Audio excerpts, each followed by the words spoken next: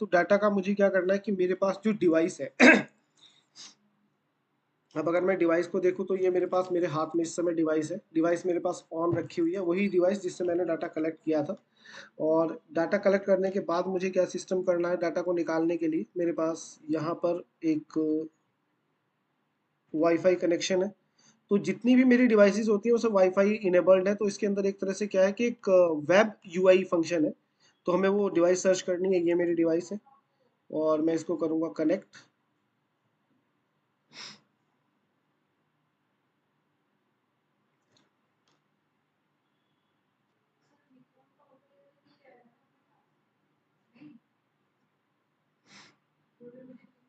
ठीक है, अभी मेरी डिवाइस कनेक्ट हो चुकी है।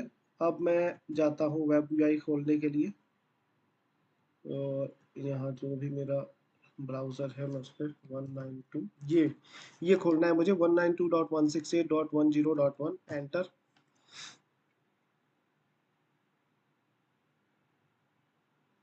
ठीक है, जब मैं खोलूँगा ये मेरा डिवाइस खुल जाएगा, ये मेरी पूरी डिवाइस की डिटेल यहाँ पर आएगी। अब मुझे जाना है डाटा कम्युनिकेशन में, डाटा कम्युनिकेशन के अंदर मेरा फाइल है, फाइल में जाना है। तो यहाँ मेरी जितनी भी फाइल्स हैं वो सब मेरी आ जाएंगी जो भी मैंने कलेक्ट करी होंगी। आज जैसे 28 तारीख है तो मेरी ये वाली फाइल है जो मेरी आज की फाइल है। ठीक है, अब मुझे सिंपली क्या करना है, इस फाइल पे क्लिक करना है और ये मेरा वाल कॉर्नर वाला पॉइंट जो मैंने लिखा था वो मुझे यहाँ दिख गया। जितनी भी डे के हिसाब से इसमें फोल्डर बनेगी, अगर मैंने आज 10 पॉइंट लिए होते तो मेरे 10 पॉइंट यहाँ मुझे दिखते और हर एक एक्सटेंशन .txt होता है। अब मैं इसे करूँगा डाउनलोड, ये मेरी फाइल यहाँ पर आ गई। ठीक है, ये टेक्स्ट फाइल है। अब मैं क्या करूँगा, मेरे पास एक सॉफ्टवेयर होता है जिसका नाम होता है GNSS कन्वर्टर, जो हम आपको भेज देंगे। GNSS converter, GNSS sorry GNSS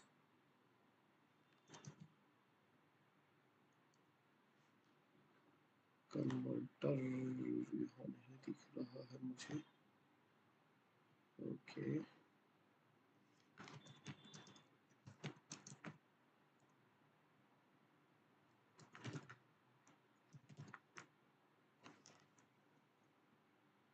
एक मिनट मैं पॉज करता हूँ वीडियो, उसको सर्च करता हूँ फाइल को एक बार।